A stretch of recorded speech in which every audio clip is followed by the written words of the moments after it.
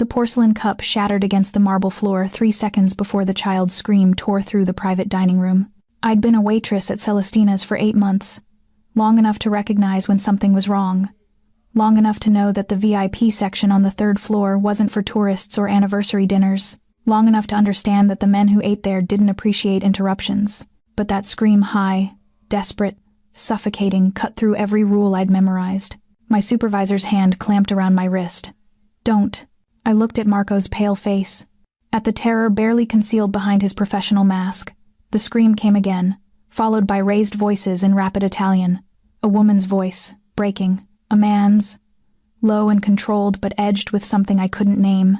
"Someone needs to check on them," I said. "Not you, not up there." Marco's grip tightened. "Those people don't." The scream became a wail, raw and animal. Something in my chest twisted. I pulled free and moved toward the private elevator before my brain could catch up to my body. "Sawyer, if you go up there," Marco's voice dropped to a whisper, "you won't come back down the same." I should have listened. The elevator doors opened onto a hallway lined with paintings worth more than my entire life. Sconces cast amber light across Persian rugs. Everything smelled like old money and older secrets. The wailing came from behind double doors at the end of the hall. I knocked once. Silence fell like a blade. The door opened. A woman in a cream dress stood there, mascara streaking her perfect face. Behind her, I glimpsed a man holding a small boy, maybe 18 months old, who was screaming hard enough to turn purple. "I'm sorry," I said quickly. I thought maybe, "We don't need anything." The man's voice came from somewhere deep and dangerous. He didn't yell. Somehow that made it worse. The baby arched in his arms, nearly slipping. The woman reached for him, but he twisted away from her too, his tiny face contorted in agony. "How long has he been crying like that?" The question left my mouth before I could stop it. The man looked at me for the first time. Dark eyes, darker suit. A face that belonged on Renaissance sculptures, beautiful and brutal. A thin scar cut through his left eyebrow. "Leave." One word, final. The baby screamed again, and I saw his little fists clenched against his stomach. "He's in pain," I said. "Real pain. That's not just fussing. 3 doctors have seen him today." The woman's voice cracked. "They said he's fine, that babies cry, that we're free. Lucia." The man's voice dropped to a whisper. "Go." She fled. He turned back to me, and I felt the temperature drop. "You have 10 seconds to explain why you're still standing there." His stomach. I pointed at the baby, who was now hiccuping between sobs. "The way he's pulling his knees up, the purple color, I think, it's his stomach," the doctors said. "When did he last eat?" Silence. His jaw tightened. "When?" I pressed. "This morning, 7 hours ago." "He refuses the bottle. Refuses everything." I looked at the baby's distended belly, at the way he kept arching backward. May I try something?" "You're a waitress."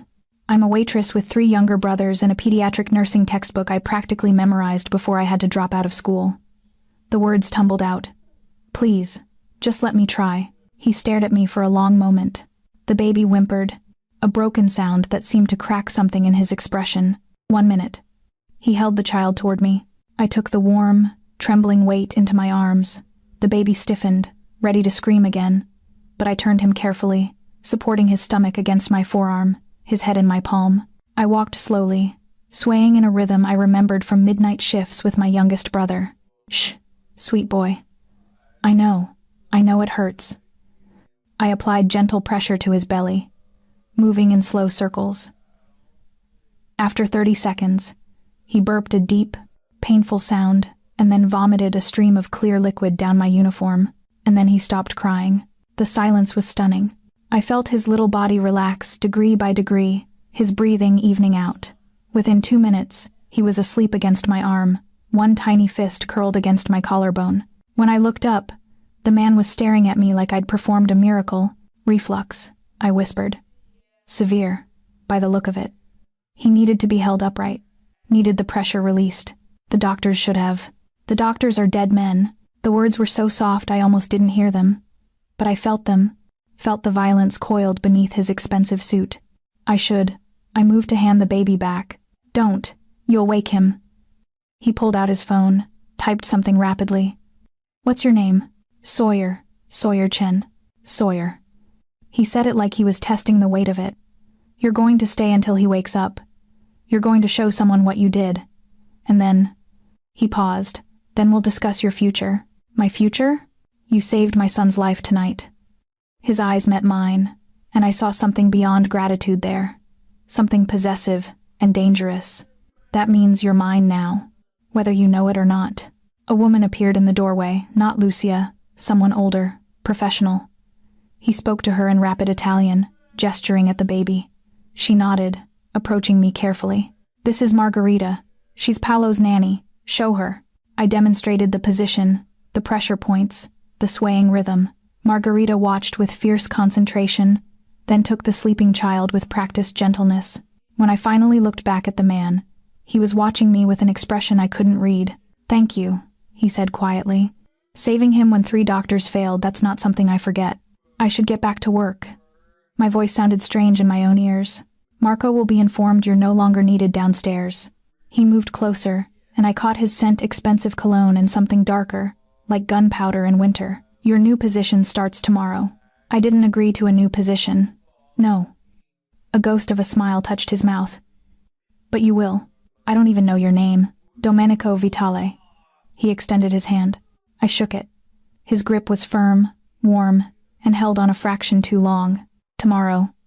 8 a.m. Same elevator. Don't be late. I wanted to argue, to say I had a life and choices and boundaries. But the way he looked at me like I was already his, like this was decided, stole the words from my throat. I left without another word, my uniform still damp with baby vomit, my hand still tingling from his touch. In the elevator, I finally let myself breathe. Marco was waiting when I reached the ground floor. He looked at me like I was a ghost. What happened up there? I shook my head. I couldn't explain what I didn't understand myself, but as I walked home through rain-slicked streets, I couldn't shake the feeling that I'd just stepped off a cliff, and Domenico Vitale was waiting at the bottom to catch me or destroy me. I didn't know which. I didn't sleep that night.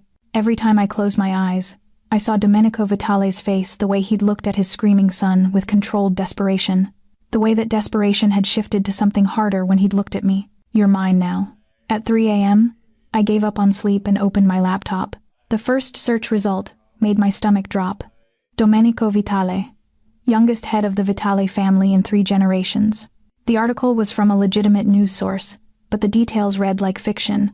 Business magnate, real estate empire, suspected connections to organized crime. Multiple investigations, 0 convictions. A dead wife, Victoria Hartley Vitale, socialite, died in a car accident 2 years ago. And a son, Paolo, 18 months old. I clicked through image after image. Domenico in a tuxedo at charity galas. Domenico leaving courthouses with lawyers flanking him like soldiers. Domenico at his wife's funeral, his face a mask of stone, holding a bundle wrapped in blue. The message boards were worse. The Vitale family doesn't just have connections, they are the connection. Nobody crosses Domenico and lives to talk about it. He inherited the empire at 28 when his father was murdered. Consolidated power in 6 months. The old families are terrified of him. I slammed the laptop shut. 8 a.m. came too fast. I dressed carefully, black slacks, a simple gray blouse. Nothing that screamed waitress or tried too hard. My reflection looked pale, eyes shadowed. The elevator to the 3rd floor felt like a descent into something I couldn't name. Domenico was waiting. He stood by the windows overlooking the city, light streaming across his shoulders. In daylight, he looked younger, maybe 31, 32. But his eyes held centuries. You came. You said not to be late. I say a lot of things. Most people ignore them. He turned fully toward me. You're not most people. What is this? What do you want from me? Paolo slept for 6 hours last night. The first real sleep he's had in 3 days. Margarita tried what you showed her, but he fought her. He only settled when... He paused. He only settled when I held him the way you did, when I thought about how you moved. Something in his voice made my throat tight. Mr. Vitale. Domenico. I can't be someone's nanny. I barely kept my head above water with my brothers, and that was... I'm not asking you to be his nanny. He moved closer. Margarita is excellent. But Paolo needs more than routine. He needs someone who sees him, who responds to him. The doctors treated him like a symptom chart. You treated him like a person. So what am I supposed to do? Be here. 3 hours a day. Help Margarita understand him. Help me understand him." His voice dropped. His mother died before he was 6 months old. He doesn't remember her, but sometimes I think he knows. I think he feels the hole she left. The raw honesty stunned me. "The pay is $5,000 a week." I choked. That's more than I make in 3 months." "Then it's decided." He handed me a sleek black phone. "This is yours. My number is programmed in. Margarita's, the driver's. You need anything, you call. I have a phone, not one that's secure." His eyes held mine. "People who work for me become targets. This phone is encrypted, protected. Don't use your old one for anything related to this house or Paolo." The word targets landed like a stone. "What kind of business are you in exactly?" "The kind that requires secure phones." A ghost of a smile. "The kind that means you'll sign an NDA before you leave today. And if I don't want to sign it, then you walk away now, and we never speak again." His voice went soft. "But you'll spend the rest of your life wondering if Paolo screamed himself sick again. If he needed you and you weren't there." He knew exactly which knife to twist. "That's manipulative." Yes, no apology in his voice. A door opened down the hall. Margarita appeared, Paolo on her hip. The baby looked better color in his cheeks, eyes bright and curious instead of pain-glazed. When he saw Domenico, he reached out both arms. When he saw me, he went very still, studying. Then he smiled a wide, gummy smile and lunged toward me with such force that Margarita nearly dropped him. "Well," she said in accented English, "that is new." I caught him instinctively, and he immediately tried to put his entire fist in my mouth. "No, sweet boy, that's not food." I redirected his hand, and he gurgled happily, patting my face. When I looked up, Domenico was watching us with an expression that made my breath catch. Hunger, longing, something almost like pain. "Margarita will show you the nursery," he said, his voice carefully neutral again. "Familiarize yourself with his routine. I have a meeting at noon, but I'll be back by 3. You're leaving me alone with the most important person in my world." He touched Paolo's head gently, then looked at me. "Yes, I trust you with him. I don't know why, but I do." Then he left, and I was standing in a stranger's mansion holding a baby who'd already decided I belonged to him. The next 3 hours passed in a blur. Margarita showed me Paolo's room, a space that managed to be both luxurious and warm, filled with soft toys and books, and a crib that probably cost more than my car. "He is difficult," Margarita said carefully. "Not bad, just knowing. He knows when someone is afraid, when someone is lying. Babies sense these things, but Paolo," she paused. "Paolo is like his father. He sees too much." We established a routine. Feeding small amounts, held upright. Tummy time, 5 minutes before he got frustrated. Reading, he loved books, with textures. Music classical, only pop made him cry. And through it all, I felt the house watching. Staff moved through the halls like ghosts. Every door was heavy, expensive. Every window had a view worth killing for. And everywhere, there were cameras. Small, discreet, but there. "Does Domenico watch the feeds?" I asked Margarita as Paolo drowsed against my shoulder. She gave me a long look. "Mr. Vitale watches everything." At 3 p.m. exactly, the door opened. Domenico entered like he owned the air itself. Paolo perked up immediately, making grabby hands. "How was he?" "Perfect." I handed the baby over. We gave him smaller meals every 2 hours instead of big bottles 3 times a day. He kept everything down. "You figured that out in 3 hours." I paid attention. I met his eyes. That's all it takes, usually. Attention. Something shifted in his expression. "Margarita, give us a moment." She left without a word. Domenico sat in the leather armchair, Paolo content against his chest, and looked at me like he was solving a puzzle. "You're not afraid of me." "Should I be?" "Yes, absolute certainty. Everyone else is. I'm terrified." I admitted. "But not of you. Of this. Of what it means to be here." "What do you think it means?" "I think you're dangerous. I think this house has secrets. I think you're letting me close to your son because 3 doctors failed and you're desperate." I took a breath, and I think desperation makes people do terrible things. He smiled, then a real smile, sharp as broken glass. "You're right about all of it." He stood, Paolo asleep against him. "But you're still going to come back tomorrow. How do you know?" "Because you see him too." He looked down at his son. "And people who see each other don't walk away easily." He handed me an envelope. "The NDA. Read it tonight. Sign it or don't. But if you sign it, Sawyer, if you commit to this, understand that you're stepping into my world, and my world doesn't let go.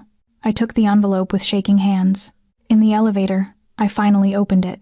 The NDA was 40 pages long, and on the last page, in handwritten ink, "Thank you for saving him, D."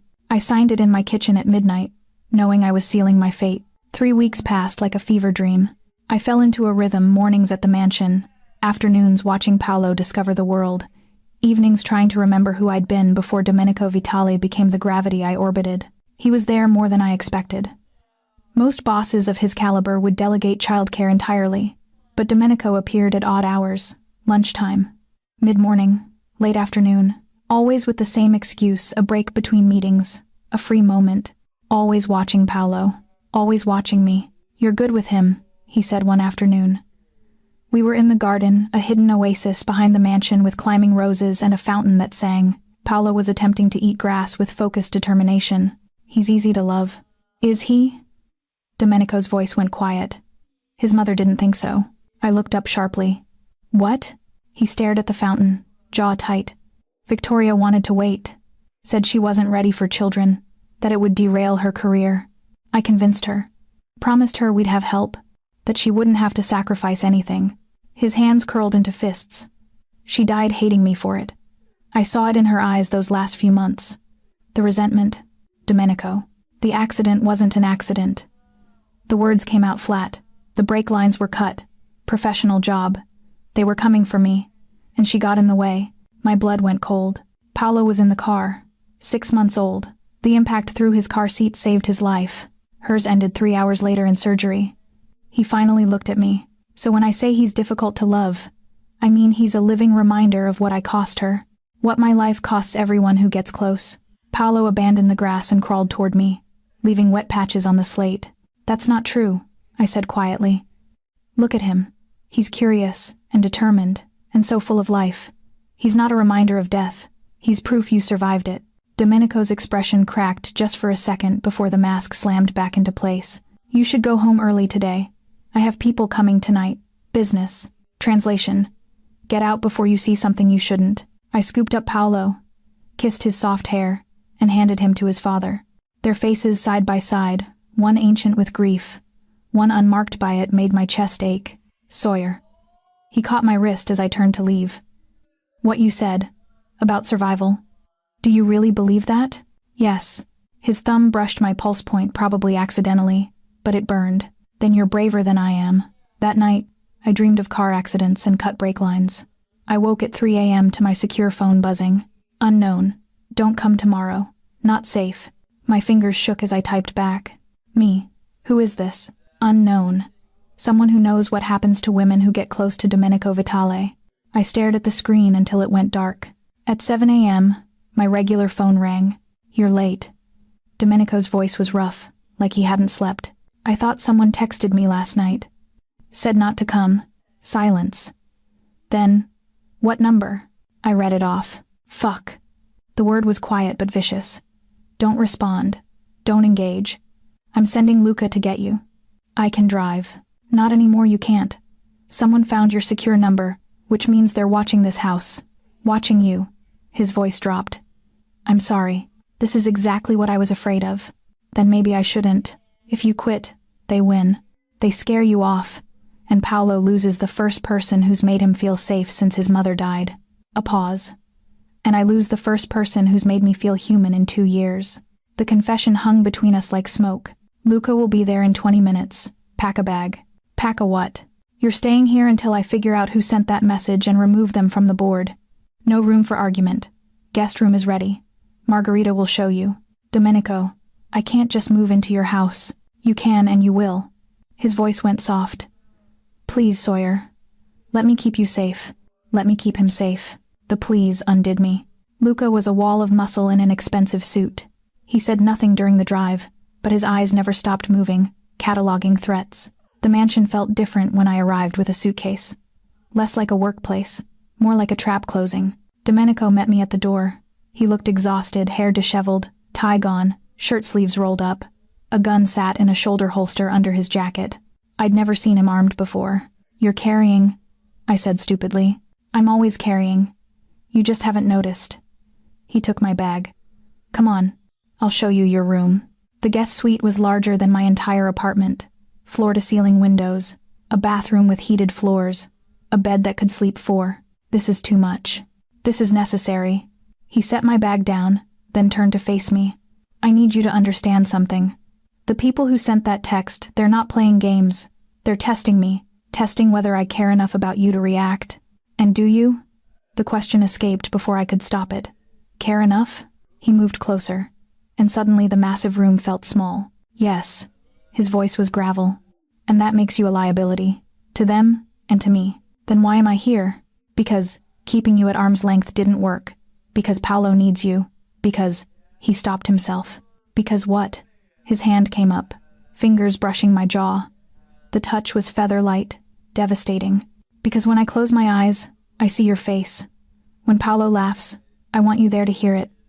When I wake up at 3 a.m. from nightmares about Victoria dying, his voice cracked. I don't think about her anymore. I think about you getting hurt. About losing someone else. He cut himself off, stepping back like I'd burned him. I'm sorry. That was inappropriate. Domenico, get settled. Dinner's at 7. Paolo will want to say goodnight. He moved toward the door. Wait. I caught his sleeve. You're not alone in this. Whatever you're feeling, I feel it too.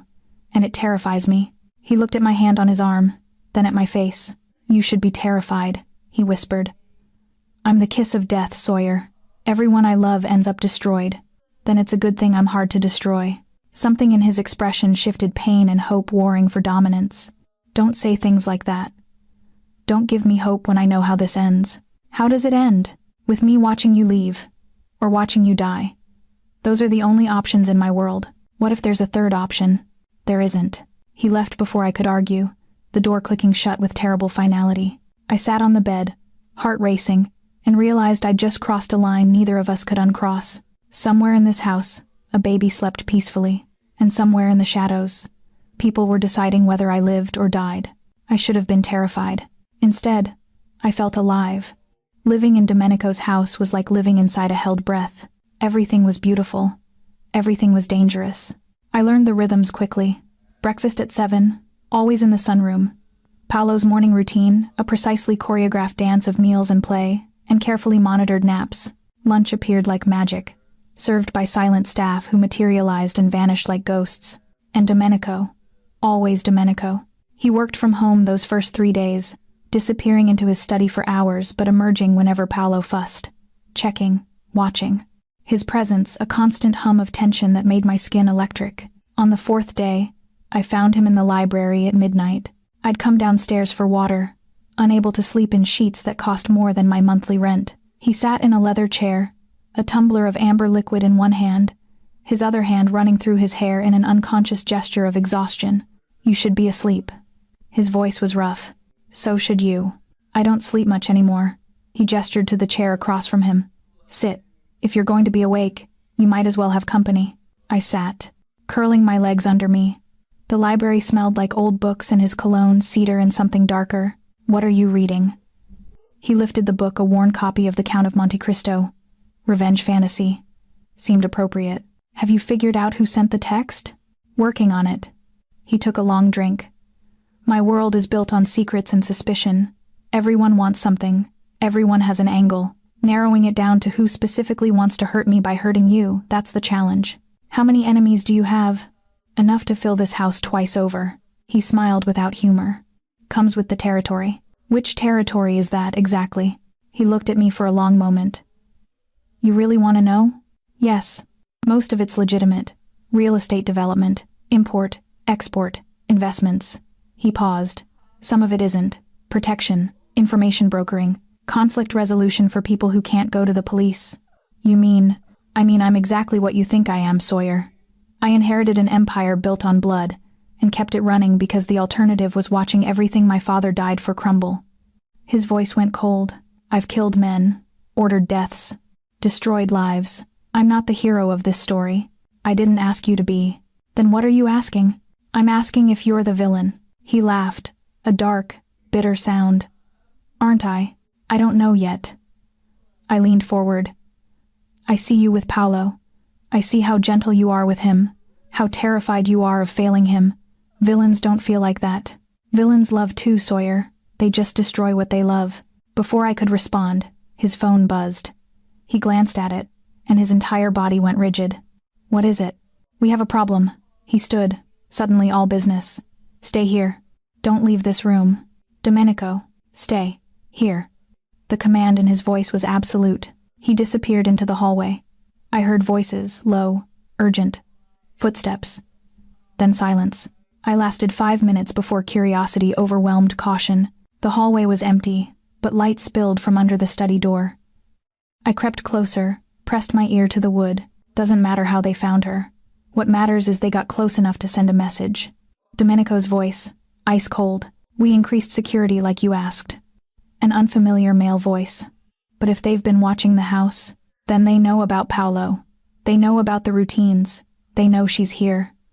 A pause. I want perimeter tripled. I want eyes on every entrance. And I want Castellano brought to me. Alive. Boss.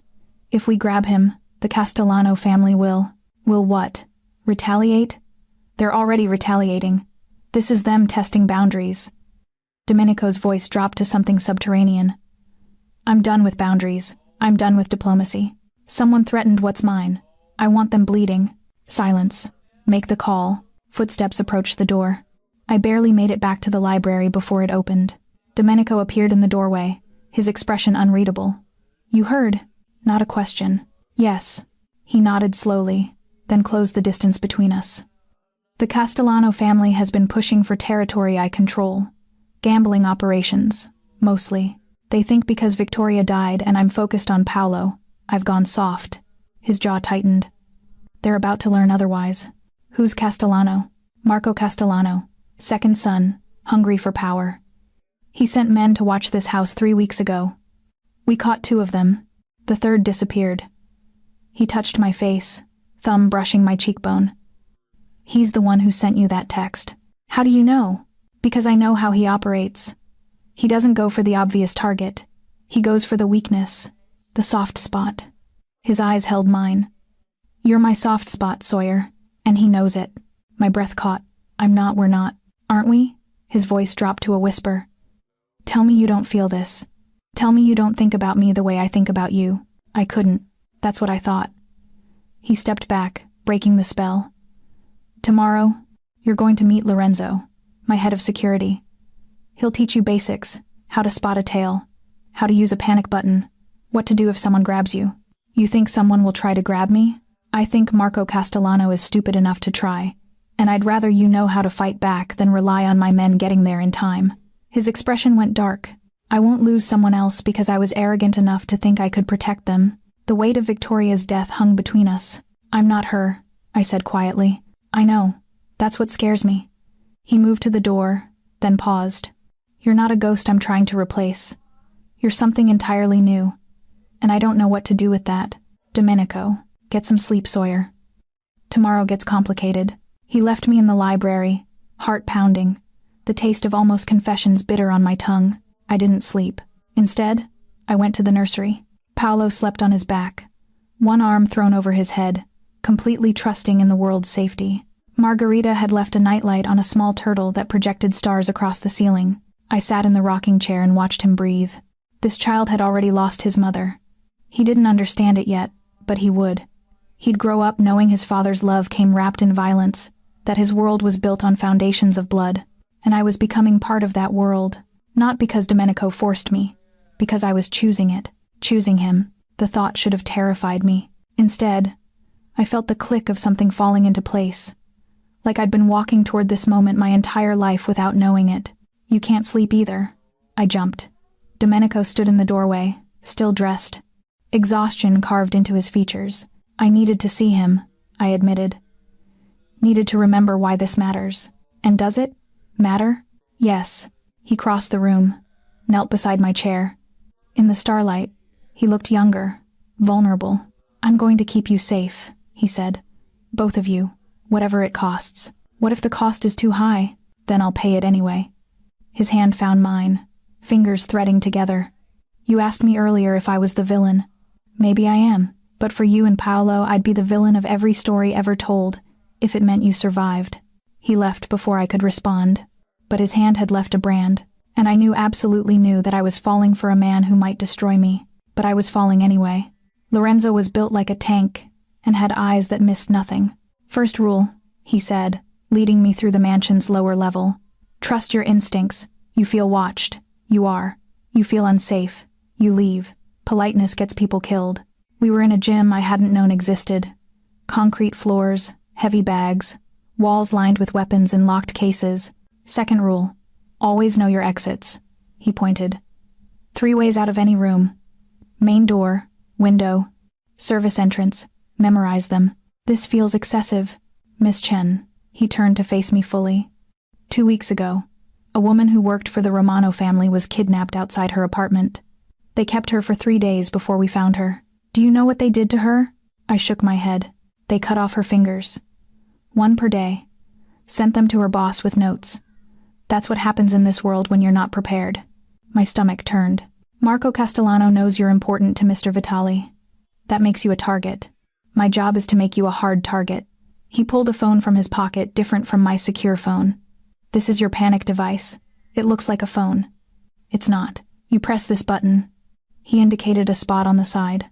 "And every man I have mobilizes to your location within 90 seconds. 90 seconds is a long time. Then don't let anyone grab you for 90 seconds. He handed me the device. "Keep it on you. Always. Shower, sleep, everywhere." The next 2 hours were brutal. He taught me pressure points, how to break a grip, where to strike to disable an attacker, how to use keys as weapons, how to scream strategically, how to fall without getting hurt. By the end, I was bruised and exhausted. "You're a quick learner," Lorenzo said approvingly. "But remember, the goal isn't to win a fight. It's to escape long enough for help to arrive." "What if help doesn't arrive?" His expression went cold. "Then you make sure they regret touching you." Paolo was fussy that afternoon. Nothing soothed him, not music, not books, not even the special bottle that usually worked. He arched and whimpered, and I felt his forehead. Warm. "Margarita. He's running a fever." She appeared instantly, thermometer in hand. We took his temperature 100.2. "Not high," she said carefully. "But for him, anything is concerning." "Where's Domenico?" "Meeting," he said, not to disturb unless... "Get him. Now." She made the call. 5 minutes later, Domenico burst through the door like an avenging angel, his face carved from stone. "How high?" "Just over 100, but he's uncomfortable." I rocked Paolo gently. "He ate fine this morning. Nothing changed in his routine." Domenico pressed his palm to Paolo's forehead, and something in his expression fractured. "I'll call Dr. Rossi." "No." The word came out sharp. "Not unless it gets worse. He's probably just fighting off something minor. If we panic every time. He's all I have." Domenico's voice broke. "If something happens to him, nothing is going to happen to him." I stood, crossing to where he hovered like a storm cloud. "But he can feel your fear. He's feeding off it. You need to breathe." "Don't tell me to breathe." "Then don't tell me to panic." I shifted Paolo to my hip, grabbed Domenico's hand, and pressed it against the baby's back. "Feel him breathing. Feel his heartbeat. He's okay. We just need to watch him." Domenico's fingers spread across Paolo's tiny back, and I watched the tension drain from his shoulders degree by degree. "I can't lose him," he whispered. "You won't." We stood like that, hands overlapping on the child between us for a small eternity. When Paolo finally settled, drifting into restless sleep, Domenico didn't let go. "Thank you," his voice was raw, "for not letting me spiral. That's what I'm here for." "No." He looked at me then, really looked, and the intensity stole my breath. "You're here because I'm selfish enough to keep you close, even though it puts you in danger. You're here because I'm too weak to let you go. Domenico, I think about you constantly." The confession tumbled out like he'd been holding it back too long. "What you're doing, whether you're safe. If you think about me the way I think about you." My heart hammered. "And how do you think about me? Like you're mine." His free hand came up, cupping my jaw. "Like I'd burn the world down before I let anyone hurt you. Like I'm completely fucking ruined for anyone else." Paolo shifted between us, a warm, breathing reminder of why this was complicated. "We can't," I whispered.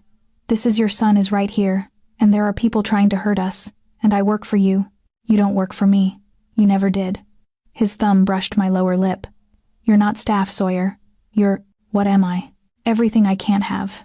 Everything I want anyway. The air between us crackled.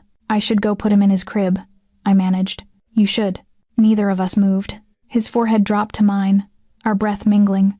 Paolo asleep between us like a blessing and a barrier. If I kiss you, he whispered, I won't stop. And you deserve better than being devoured by a man who doesn't know how to do anything halfway. What if I want to be devoured? He made a sound low in his throat, half laugh, half growl. Don't say things like that unless you mean them. I mean them. For one agonizing heartbeat, I thought he'd kiss me. Instead, he stepped back, taking Paolo from my arms with practiced gentleness. When I kiss you, he said quietly, it won't be when my son is between us. It won't be when you're exhausted from security training. And it won't be until I know you're safe. That's not fair. Nothing about this is fair. He settled Paolo in the crib, then turned back to me. But I'm done pretending I don't want you. Done pretending you're just here for Paolo. His eyes burned. You're here because you're mine. Say it. The command in his voice sent shivers down my spine. I'm yours, I whispered. Again, I'm yours. He crossed the distance between us in 2 strides, caging me against the wall. His hand pressed beside my head, his body close enough to feel his heat but not touching. When I make you mine completely, he said against my ear, you'll say it like a prayer, like a confession, like the only truth you've ever known. Then he left me trembling in the nursery, Paolo sleeping peacefully in his crib, my entire world tilted on its axis. That night, I dreamed of his hands, and when I woke, I found a note slipped under my door. Dr. Rossi checked on Paolo. He's fine. Fever broke in the night. You were right, I needed to breathe. Thank you for being my heir. D. And beneath it, a single line that made my heart stop. Marco Castellano has been invited to discuss terms. Tomorrow night. Stay in your room no matter what you hear. I crumpled the note in my fist, knowing that whatever was coming would either save us or destroy us. But I was in too deep to walk away now. I knew something was wrong when the staff vanished after dinner. One moment, the mansion hummed with quiet activity. The next, it was silent as a tomb. Margarita put Paolo to bed early, her face carefully neutral. Stay upstairs tonight, Sawyer. Don't come down. What's happening? Business. She squeezed my hand. Just stay safe. I retreated to my room as instructed. But sleep was impossible. At 10 p.m., I heard cars arriving, doors closing, voices low and male and dangerous. At 10:30, something shattered. I pressed my ear to the door. Insulting my family. A voice I didn't recognize, thick with anger. Your family insulted mine first, Domenico's voice, colder than I'd ever heard it. You sent men to watch my house. You threatened someone under my protection. The waitress? Laughter? Cruel? She's nothing, Vitali. A distraction. You've gone soft, hiding behind a woman and a baby, while real men handle business. A pause. Then, get him up. Sounds of a struggle. A grunt of pain. Look at me, Marco. I couldn't stand it anymore. I cracked the door open, slipped into the hallway. The study door was ajar. Through the gap, I saw them. Domenico stood over a man tied to a chair, Marco Castellano, blood streaming from his nose, 2 of Lorenzo's men flanking him, and Domenico held a gun. You want to know what happens when someone threatens my family? His voice was conversational, terrifying. First, I make sure they understand their mistake. He brought the gun down across Marco's face. The crack made me flinch. Then I explained the rules. Rule 1, you don't touch what's mine. Rule 2, you don't threaten what's mine. Rule 3, you don't even think about what's mine without asking permission first. Fuck you. Another hit. Marco's head snapped back. Your family has been pushing into my territory for 6 months. I've been patient, diplomatic. I let the old ways guide me. Negotiations, compromises, peace. Domenico crouched in front of Marco. But you made a mistake. You went after her. And that changed everything. She's just, say one more word about her and I'll cut out your tongue. No emotion. Pure promise. Marco wisely stayed silent. Here's what's going to happen, Domenico said quietly. You're going to go back to your father. You're going to tell him the Vitali territories are closed. Permanently. You're going to tell him that the next person who so much as looks at this house wrong will be found in pieces. He stood. And you're going to tell him that Domenico Vitali is done playing nice. My father will. Your father is smart enough to know when he's outmatched. Domenico nodded to Lorenzo. Get him out of here. Make sure he sees Dr. Chen on his way out. Dr. Chen. My stomach dropped. They dragged Marco past my hiding spot. His face was a mess of blood and bruising. When he saw me standing there, his eyes widened. That's her? That's what this is about? Lorenzo hit him hard enough to shut him up. And then Domenico was in the doorway, staring at me. I told you to stay upstairs. I heard. I know what you heard. He grabbed my arm, pulling me into the study and closing the door. You weren't supposed to see that. Is he going to be okay? Do you care? I stopped. No. Not really. But I care about you. About what this makes you. You already know what this makes me. He turned away, setting the gun on his desk with careful precision. I'm the monster in the dark, Sawyer. The thing parents warn their children about. You saw it tonight. I saw you protecting your family. He laughed, bitter, broken. Is that what you call it? Yes. I moved closer. That man threatened Paolo, threatened me. You think I'm upset you defended us? I nearly killed him. But you didn't. Only because you're here. He finally looked at me. If you weren't in this house, if I didn't know you'd hear it, I would have put a bullet in his skull without hesitation. Then I guess it's good I'm here. He stared at me like I was speaking another language. You should be running, he said quietly. You should be packing your bags and getting as far from me as possible. I'm not running. Why not? Because I told you I'm yours. I closed the distance between us. And you're mine. Even the monster parts. Especially those. His control shattered. He grabbed me, backing me against the door. His body a wall of heat and violence and desperate need. You don't know what you're saying. I do. I'm covered in another man's blood. I don't care. Sawyer, my name was a prayer and a warning. Kiss me. The demand surprised us both. You said you'd kiss me when I was safe. I'm safe. You made me safe. Now kiss me. He did. It wasn't gentle. It wasn't soft. It was devouring, consuming. 2 years of grief and loneliness and need poured into the connection of lips and tongue and teeth. His hands fisted in my hair. Mine gripped his shirt, feeling his heart pound against my palms. He kissed me like I was oxygen, and he was drowning, like I was the only thing keeping him tethered to humanity. When we finally broke apart, we were both shaking. This is dangerous, he whispered against my mouth. Everything about you is dangerous. I mean it, Sawyer. People who love me die. People who get close to me become targets. I'm poison. Then I guess I have a death wish. I pulled him back down. Kiss me again. He did. Slower this time. Thorough. Mapping every inch of my mouth like he was memorizing it. His hand slid to my waist, pulling me closer, and I felt him hard against my hip. We should stop, he murmured, not stopping. Why? Because if we don't, I'm going to take you right here, against this door, in a room that still smells like violence. His teeth grazed my jaw. And you deserve better than that. What if I want that? He groaned, pressing his forehead to mine. You're going to destroy me. Good. We can be destroyed together. A soft sound from the baby monitor on his desk made us both freeze. Paolo, crying. Reality crashed back. Domenico stepped back, running a hand through his hair. I should go. I touched his face. Take care of him. We can talk after. But we both knew what after meant. After the adrenaline faded. After reality set back in. After the space between us filled with all the reasons this was impossible. He left without another word. I stayed in the study, pressing my fingers to my swollen lips, tasting him still.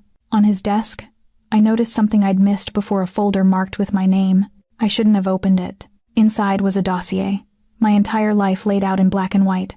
Birth certificate, school records, employment history, even my brother's names and addresses. He'd investigated me. Thoroughly. And clipped to the front was a handwritten note. Keep safe. Priority level. Critical. DV. I should have been angry about the invasion of privacy. Instead, I felt something warm unfurl in my chest. He'd marked me as critical. As a priority. As someone worth investigating. Worth protecting. Worth keeping. I closed the folder and left it on his desk. Tomorrow, we'd talk about boundaries and privacy. Tonight, I'd let myself feel wanted. I found Domenico in the nursery. Paolo slept peacefully now, but Domenico sat in the rocking chair, head in his hands, still wearing the shirt stained with Marco Castellano's blood. You should change, I said softly from the doorway. I should do a lot of things. He didn't look up. Letting you stay here wasn't one of them. We agreed. We agreed before I kissed you like a man possessed. Before I proved exactly how out of control I am around you. He finally raised his head, and the anguish in his eyes stopped me cold. Do you know why I investigated you? Because you're careful. Because you protect your son. No. He stood, crossing to the window. Because 3 weeks in, I realized I'd die for you, and I needed to know if you were worth dying for. My breath caught. The answer terrified me, he continued. Because you are. You're exactly who you appear to be, good and genuine, and so far out of my league it's laughable. And that makes this worse. Makes what worse? The fact that I'm going to ruin you. He turned to face me. Tonight proved it. Marco will go back to his family beaten and humiliated. They'll retaliate. Not against me, that's expected. They'll come after you. After Paolo. They'll burn down everything I love to prove a point. Then we'll stop them. We can't stop them all. His voice rose, then dropped to a furious whisper when Paolo stirred. There are 5 families in this city. The Castellanos are just one. The others are watching, waiting to see if I really have gone soft. If I let this stand, they'll all move against me. If I retaliate, it's war. So what are you saying? I'm saying you need to leave. Tomorrow. I'll set you up somewhere safe. New city, new identity, enough money to start over. You'll be protected, but separate. Anonymous. And Paolo? Pain flashed across his face. We'll have to learn to live without you, like he learned to live without his mother. You're punishing him because you're scared. I'm protecting him. By taking away someone he loves? By making him feel abandoned again? I stepped closer. That's not protection, Domenico. That's cruelty disguised as safety. Better cruel than dead. Is it? Is living in a gilded cage, afraid to love anyone, really living at all? You don't understand. I understand perfectly. My voice shook. You're terrified. Victoria died, and you've been waiting for the other shoe to drop ever since. You convinced yourself that loving someone is a death sentence, so you keep everyone at arm's length. But then Paolo needed me. Then you needed me. And that scared you more than any threat from the Castellano family ever could. He stared at me, jaw clenched. You want to know the truth? I continued. The real reason you're sending me away? It's not to protect me. It's to protect yourself. Because if I die, if I get hurt, you'll have to feel it.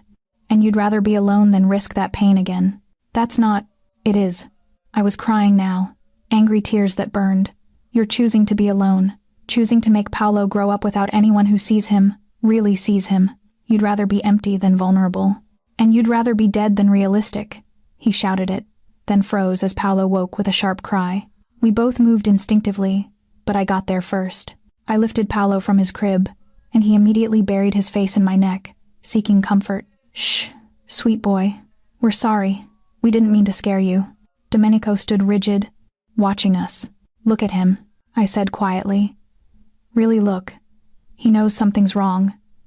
He can feel the tension between us, and tomorrow, when you pack me off to some anonymous city, you think he won't notice I'm gone? You think he won't grieve? He'll forget. He won't. He's 18 months old, Domenico. Old enough to attach, old enough to love, old enough to be damaged by losing someone again. Paolo's fist curled in my shirt.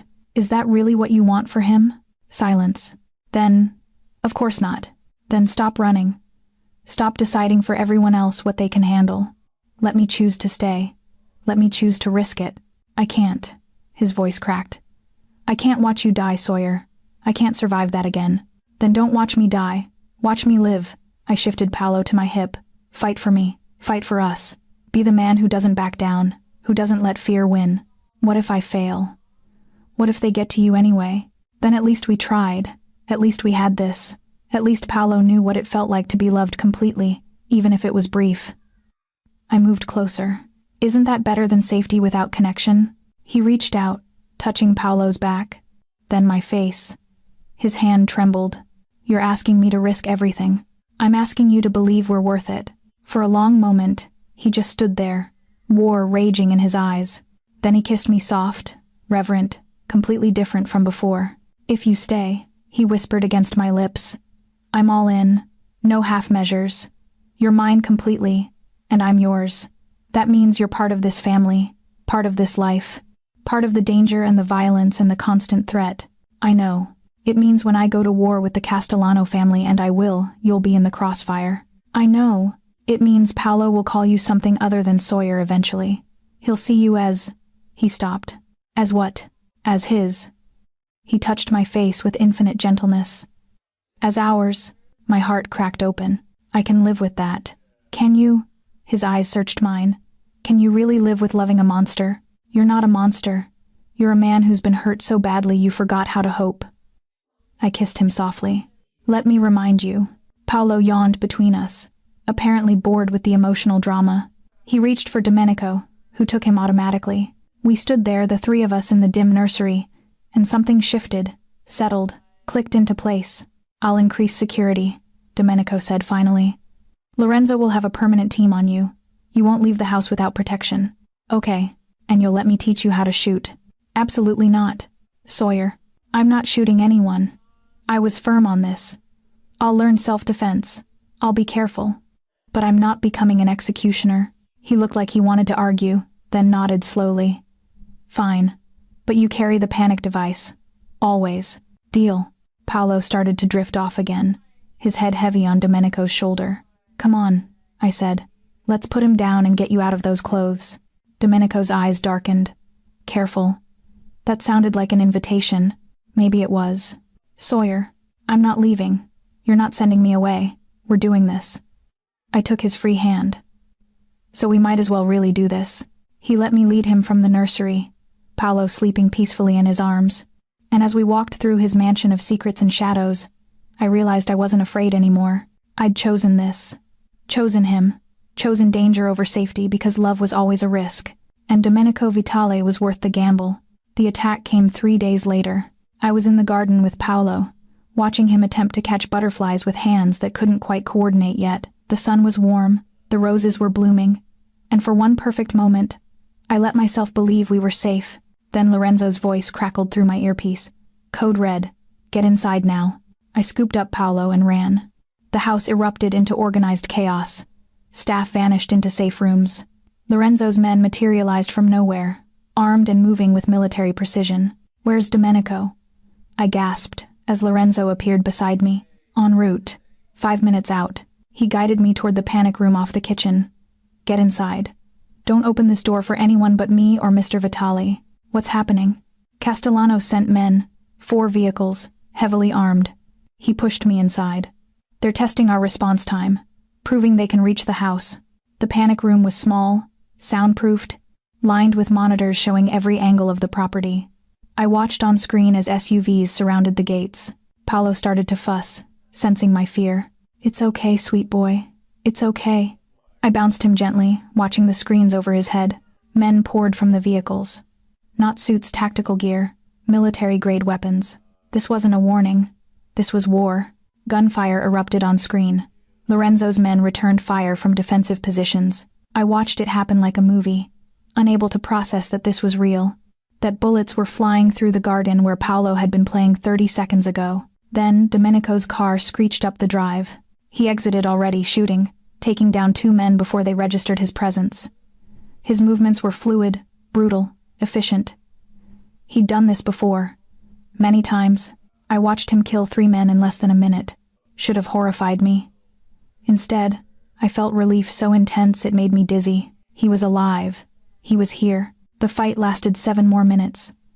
The Castellano men retreated, leaving 2 dead on the lawn.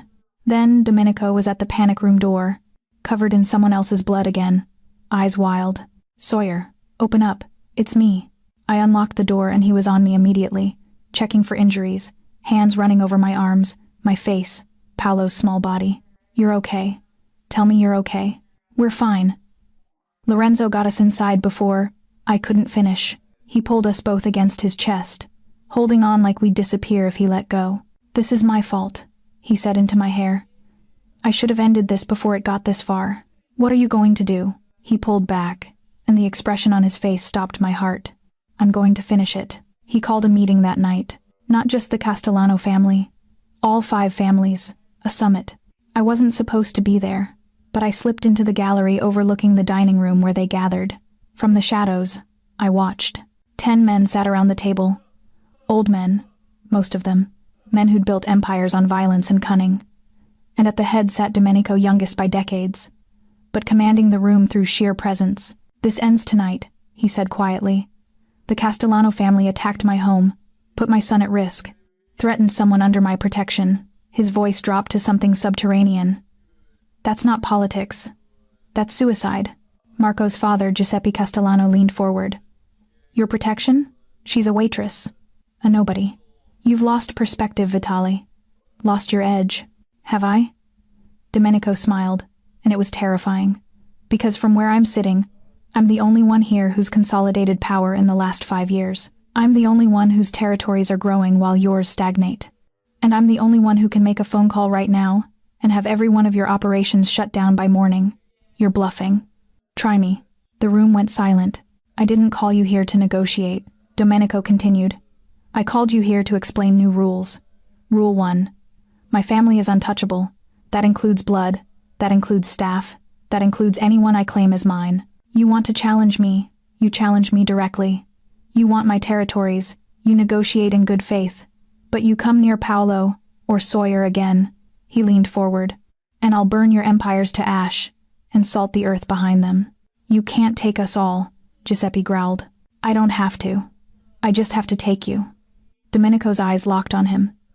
"And I will, personally. Not my men, not a hired gun. Me. I'll walk into your house, past your security, through your family, and I'll end you myself." He stood. "That's not a threat, it's a promise. Test me." No one spoke. "We're done here." Domenico buttoned his jacket. "Next person who moves against my family answers to me, and I don't play by the old rules anymore. I don't respect territories or traditions or diplomatic immunity. I am the new rule. Get used to it." He left them sitting there, stunned. I waited until they'd all departed before slipping down to the dining room. Domenico stood at the window, shoulders rigid. "You heard," he said without turning. "All of it. And you terrify me." I moved closer. "But not because of what you threatened, because of what you've become for us. How much you've changed, how much you're willing to risk." He finally faced me. "I meant every word. They touch you, they die. They look at Paolo wrong, they die. I'm done pretending to be civilized. I know. Does that disgust you?" "No." I took his hands, felt them trembling beneath mine. "It should, but it doesn't. Does that make me as broken as you?" "You're not broken. Neither are you." I pulled him closer. "You're just finally fighting for something that matters." He kissed me, then hard and desperate and claiming. His hands fisted in my hair, angling my head for better access. I felt his control fracturing, felt the violence and need and fear pouring through the contact of lips and breath. "I need you," he said against my mouth. "I need to feel you alive, here, real. Then take me." I was shaking. "I'm here. I'm yours." He groaned, pressing me against the wall. His hands mapped my body, waist, hips, the curve of my neck. Every touch burned. "Not here," he managed. "Not after, not in this room." "Then where?" He didn't answer with words. Just lifted me, and I wrapped my legs around his waist as he carried me through the house. We barely made it to his bedroom before he was kissing me again, laying me on sheets that smelled like him, cedar and winter and something uniquely Domenico. "Tell me to stop," he whispered, hovering over me. "Tell me you don't want this." "I want this. I want you." I pulled him down. "All of you. The monster and the man, and everything between. Sawyer, make me yours, completely." Something in him broke. What followed was desperate, consuming, the kind of intimacy that branded souls.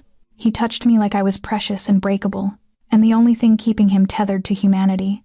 I responded like I'd been waiting my whole life for exactly this, for him, for this connection, for the feeling of being completely known and still completely wanted. When we finally lay tangled together, breathing hard, the room spinning, he held me like I might disappear. "I love you," he said into my hair. "God help me. I love you more than I've ever loved anything except my son. I love you too." I pressed my lips to his chest, right over his heart. Monster and all. "We're completely insane. Probably. This won't be easy. There will be more attacks, more threats. I know, but I'm not letting you go." "Good." I tilted my head to look at him. "Because I'm not leaving." He kissed me softly, reverently, And for the first time since Victoria died, Domenico Vitale let himself hope. The next 2 weeks felt like living in a held breath. No more attacks came, but the tension didn't ease. Lorenzo doubled security. We didn't leave the house. Paolo sensed something wrong, clingy, fussy, waking at night with nightmares I didn't know babies could have. And Domenico worked constantly. Phone calls in Italian, meetings behind closed doors. The dark circles under his eyes deepened. "You need to sleep," I said one night, finding him in his study at 3 a.m. "Can't. Giuseppe is mobilizing." He didn't accept the terms. "What does that mean?" "It means war." He rubbed his eyes. "The other families are choosing sides. Most are staying neutral, but the Russos are backing the Castellanos. They see an opportunity to weaken me. So what do? We. He looked at me. "There is no we in this, Sawyer. This is my fight. That's bullshit and you know it." I crossed to his desk. "We're in this together. You said I was yours. That means you're mine too. Which means your fights are my fights. I'm trying to protect you. I don't need protection. I need honesty." I sat on the edge of his desk. "Tell me the truth. How bad is this?" He was silent for a long moment. Then, "Bad. Giuseppe has twice as many men, better weapons, more resources. If this goes full scale, we'll be outnumbered. Then why are you fighting? Because the alternative is worse. If I back down, every family in this city will see weakness. They'll all move against me. Paolo will grow up a target. You'll never be safe. This is the only way to establish dominance, to make them too afraid to challenge me again. Or you'll die trying. Yes, no hesitation. And what happens to Paolo then? To me? Lorenzo has orders. He'll get you both out. New identities, new lives. You'll be protected. But you'll be dead. Better me than you." I slapped him. The crack echoed in the study. Domenico's head snapped to the side, more from shock than force. "Don't you dare," I said, voice shaking. "Don't you dare make yourself a martyr and call it protection. Paolo needs his father. I need you. We don't need your money or your security or your fucking empire. We need you alive." He touched his cheek, staring at me. "There has to be another way," I continued. "Some solution that doesn't end with you bleeding out for your pride." "This isn't about pride, isn't it? Giuseppe insulted you, challenged your authority, and now you're ready to die proving a point." I grabbed his face, forcing him to look at me. "Is your ego really worth more than watching your son grow up?" The words hit like bullets. "That's not fair," he said quietly. "None of this is fair. But I'm asking you, begging you to find another way. Be smarter than them. Outthink them instead of outgunning them. There is no other way. Then make one." I kissed him desperately. "Please, don't leave us." His hands came up to my waist, holding on. "I'm scared," he admitted against my mouth. "I'm terrified that if I don't end this now, they'll keep coming, keep threatening you, and eventually, my luck will run out. Eventually, I won't be fast enough or smart enough, and you'll pay the price for loving me. I'm willing to pay that price." "I'm not," he pulled back. "I'm not willing to watch you die for me. I'd rather die first. Those aren't the only options. In my world, they are." We stared at each other, deadlocked. Then his phone rang. He glanced at the screen and went pale. "It's Giuseppe." "Don't answer." He answered, listened. His expression went from confused to horrified. "When?" A pause. "How many?" Another pause. "I'm on my way." He hung up. "What happened?" "Giuseppe's youngest grandson was kidnapped 2 hours ago, taken from his school." Domenico's hands shook as he grabbed his jacket. "He's 5 years old. Who would?" "I don't know. But whoever did this just changed everything." The meeting was at neutral ground, an abandoned warehouse by the docks. I shouldn't have been there, but I followed anyway. Lorenzo tried to stop me at the door. "Miss Chen, this is not. Let her through." Domenico's voice cut through the argument. He looked at me. "If you're here, you stay behind me." Silent. "Understood?" I nodded. Inside, Giuseppe Castellano looked 10 years older, broken. His men surrounded him, but they all looked shaken. "Thank you for coming," Giuseppe said quietly. "Who took Matteo?" Domenico asked. "We don't know. No ransom call. No demands. Just gone." Giuseppe's voice cracked. "He's 5. He still sleeps with a nightlight." Something in Domenico's expression softened. "Show me the security footage." They huddled around a laptop. I couldn't see much. but I heard their sharp intakes of breath. Professional, Lorenzo said. Military-grade equipment. Planned. Not one of ours, Giuseppe added. I'd know my own people's tactics. Domenico's eyes narrowed. Russo? He swore neutrality. Publicly. But what if he's playing both sides? Takes out your grandson, pins it on me, watches us destroy each other while he absorbs our territories. Giuseppe went very still. That bastard. Or it's someone else entirely. Someone who wants the chaos. Domenico pulled out his phone. I'm making calls. Someone saw something. For the next hour, I watched enemies become allies. Domenico mobilized his network. Giuseppe did the same. Information flowed fast. A black van. Partial plate. Last seen heading toward the industrial district. And then a breakthrough. I found them, Lorenzo said, pressing his phone to his ear. Warehouse on Pier 19. Guards posted. Russo's men. Domenico and Giuseppe locked eyes.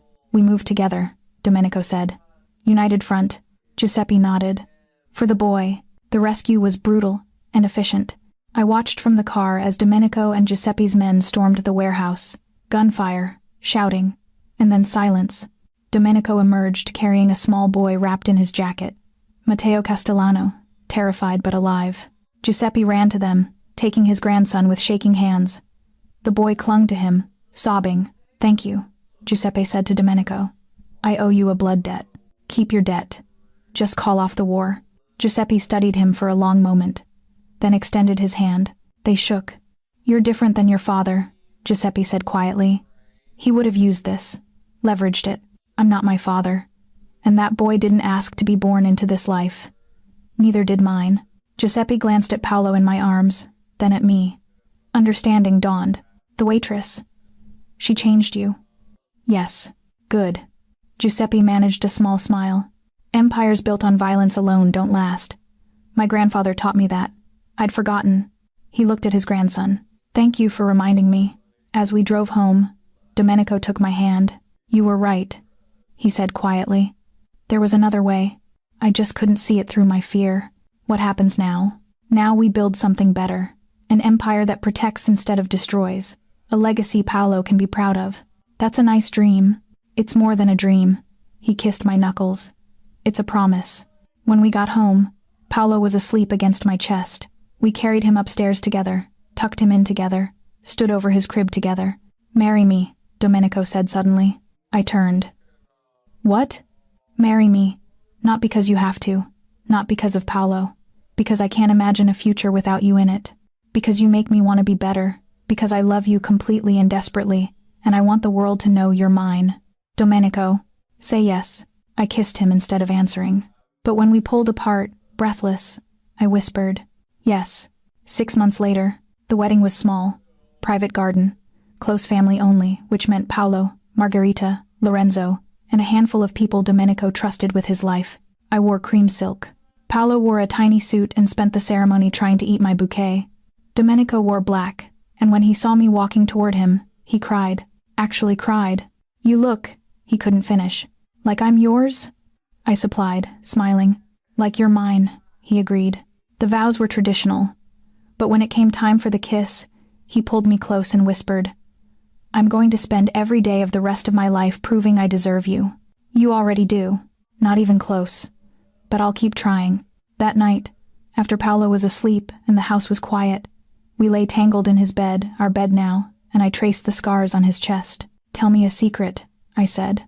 You know all my secrets. Tell me one I don't know. He was quiet for a long moment. Then, I wanted to die after Victoria, not actively. I wasn't suicidal. But I stopped caring if I lived. Every risk I took, every dangerous situation, part of me hoped it would be the end. He caught my hand, pressing it over his heart. You made me want to live again. You and Paolo. You gave me a reason to fight instead of just going through the motions. That's not a small thing to carry. No, but I'd carry the weight of the world if it meant keeping you. I kissed him softly. You don't have to. We'll carry it together. The next morning, I found Domenico in Paolo's room, sitting on the floor, building blocks with our son. Mama, Paolo shouted when he saw me, abandoning the blocks to toddle over. The word stopped me cold. I looked at Domenico. He was watching us with an expression I couldn't name. He started saying it yesterday. Domenico said quietly. I didn't correct him. Tears blurred my vision. Domenico, you are his mother, in every way that matters. Victoria gave him life, but you taught him how to live it, how to trust, how to love. He stood, crossing to us. If you're not ready, I'm ready. I knelt, pulling Paolo into my arms. Hi, sweet boy. Yes, I'm here. Mama, he said again, patting my face. Over his head, Domenico mouthed, I love you. I mouthed back, I love you too. The months that followed weren't easy. There were still threats, still dangerous men who tested boundaries, still nights when Domenico came home with blood on his clothes and darkness in his eyes. But there was also laughter. Paolo's first full sentences, lazy Sunday mornings in bed, dinner parties where Domenico's careful alliance of families gathered and pretended to be civilized. And there was us, learning each other, fighting and making up, building a life that balanced danger with domesticity. One night, I found Domenico in his study, staring at a photo of Victoria. I used to come here and apologize to her, he said without turning, for failing to protect her, for moving on, for falling in love again. I stood beside him, looking at the woman who'd given him his son. What do you say now? Thank you, his voice was rough, for giving me Paolo, for showing me I could love someone, even if it terrified me. He paused, for letting me go. I think she would have wanted me to be happy, and I am. Finally, I squeezed his hand. He turned to me. I'm going to tell you something, and I need you to really hear it. Okay, this empire, these territories and power and respect, it's all for you and Paolo. I don't care about any of it except as a way to keep you safe. The second it stops serving that purpose, the second it becomes more burden than protection, I'll walk away from all of it.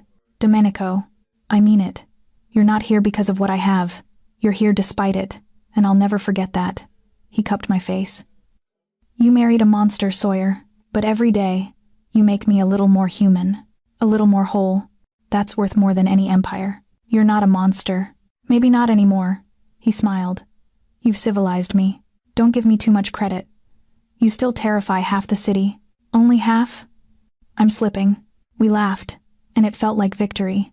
2 years after we married, Paolo started preschool. He cried the first day, clung to me with desperate hands. Mama, don't go. I'm not going far, sweet boy. Just to the car. I'll be back before you know it. Promise? I promise. Domenico crouched beside him. You know what brave men do, Paolo. What? They do scary things anyway. Because that's how they get stronger. Paolo considered this. Then, will you be proud if I'm brave? I'm already proud, but I'll be extra proud if you try. That convinced him. He let the teacher take his hand, looking back only twice.